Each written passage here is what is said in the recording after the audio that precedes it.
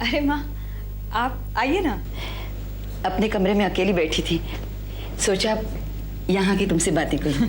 आइए। मैं भी सोच रही थी नीचे आने को। शशि तो बिना खाए चले गए, मुझे भी थोड़ी भूख लग रही थी। बेटी तुम लोग तो खाने पे गए थे ना, फिर क्या हुआ? माँ, वहाँ एक ऐसा हादसा हुआ। कैसा हादसा? रश्मि के पति का खून हुआ। क्या कह रहे हो बेटी? हाँ, और शशि ने और मैंने अपनी आंखों से देखा है। किसने किया ये खून? जब आप सुनेंगे तो आपके पैरों से जमीन खिसक जाएगी। नहीं नहीं बेटी, बताओ मुझे। रश्मि के पति का खून करने वाला और कोई नहीं बल्कि लंकेश जी का बेटा चक्रधर है। क्या?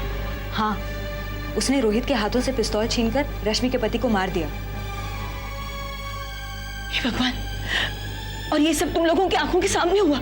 हाँ माँ, शशि ने और मैंने अभी अभी पुलिस स्टेशन में जाकर कंप्लेंट लिखवाई है। शक्ति सिंह ने चक्रधर को अरेस्ट भी कर लिया है। हे भगवान, ये सब मुसीबतें हमारे घर पे क्यों आ रही है?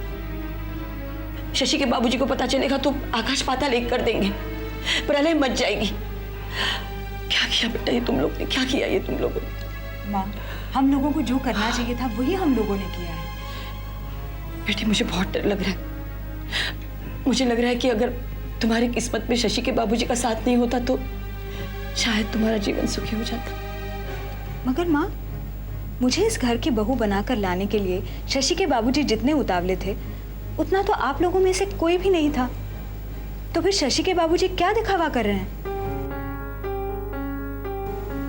माँ, आज आप सच बता ही दीजिए। वो दिखावा नहीं था बेटी, उनकी सोच समझ के चली हुई एक चाल थी। एक जाल बिछाया था उन्होंने तुम्हारे सामने, और जब उन्हें पता चला कि तुम्हारे और शशि के बीच में अपने आप दोस्ती बढ़ रही है तब तो उनकी खुशी का ठिकाना ही नहीं था। पर हमारी शादी करवाकर शशि के बाबूजी को ऐसा क्या मिलने वाला था जो... अब क्या बताऊं बेटी, शशि के बाबूजी के भीतर की बातों का पता मुझे उस दिन चला जब दिवाली के रोज हम तुम्हारे घर से होके आए थे, जब पहली बार हम तुम्हारे घर वालों से मिले थे। और ये बात भी मुझे उसी दिन पता चली कि शशि के बाबूजी का रिश्ता मुझसे पहले तुम्हारी माँ के पास आया था, और तुम्हारी माँ ने 4 लोगों के सामने ये कह के उस रिश्ते को ठुकरा दिया था कि आदमी इंसान की शक्ल में दरिंदा है जिसने अपनी पहली बीवी को यातनाएं दे दे के मार डाला था। बेटे उस अपमान को शशि के बाबूजी आज तक भूल नहीं पाए। और जिस दिन तुम अनुराधा की सिफारिश करने हमारे घर आई थी, इनके दोगले चरित्र पे उंगली उठाते हुए तुमने कुछ सवाल किए थे। उस अपमान को भी वो आज तक नहीं भूल पाए बेटी। तुम्हारे सामने तो उन्होंने अपनी गलती मान ली थी, लेकिन वो उनका सोच समझ के उठाया हुआ एक कदम था। तुम्हारे जाने के बाद हम सबके सामने उन्होंने एक प्रण लिया, चाहे कुछ भी हो जाए वो तुम्हें इस घर की बहू बना के लाएंगे और तुम्हें सता सता के तुम्हारे गुरूर को चोट पहुंचाएंगे। फिर जब उन्होंने तुम्हारी मां को देख लिया तब तो उन्होंने ठान ही लिया कि मां और बेटी से मिले हुए इस अपमान का बदला जरूर लेंगे, और कुछ भी हो जाए तुम्हें इस घर की बहू बना के ले आएंगे।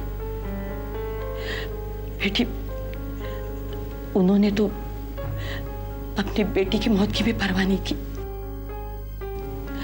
वो किसी भी सूरत में तुम्हें इस घर की बहू बनाने के लिए पागल हो गए थे ताकि तुम्हें यातनाएं दे दे के अपनी छाती ठंडी कर सके।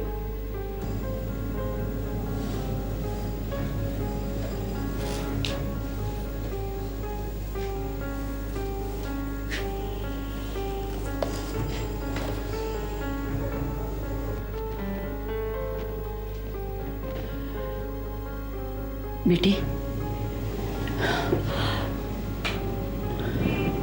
माँ, इतना बड़ा षड्यंत्र किया शशि के बाबूजी ने मेरे साथ।